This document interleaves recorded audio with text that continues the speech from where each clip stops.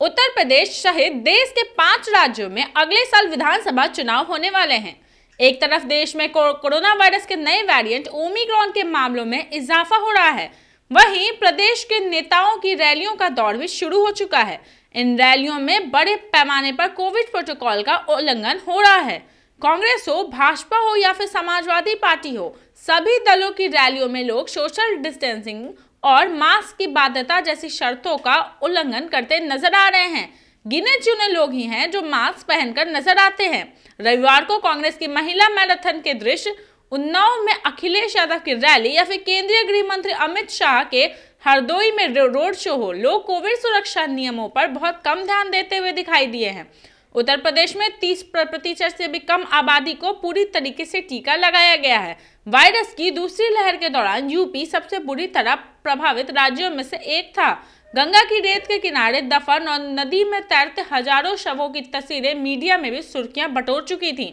पिछले हफ्ते इलाहाबाद उच्च न्यायालय में चुनाव आयोग और प्रधानमंत्री मोदी से उत्तर प्रदेश विधानसभा चुनाव को 1 या 2 महीने के लिए स्थगित करने और दूसरी लहर का हवाला देते हुए चुनाव से संबंधित सभाओं पर प्रतिबंध लगाने का अनुरोध किया था। जज ने कहा था कि यूपी ग्राम पंचायत चुनाव और बंगाल विधानसभा चुनाव ने बहुत से लोगों को संक्रमित किया है, जिससे कई मौतें भी हुई हैं। उन्होंने कहा, अगर रैलियों को नहीं रोका गया तो परिणाम दूसरी लहर से भी बदतर होंगे।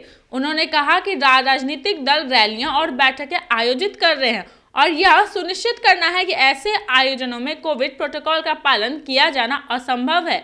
हालांकि हम बता दें तो सूत्रों ने संकेत दिया है कि चुनाव आयोग चुनाव कार्यक्रम पर कायम रह सकता है।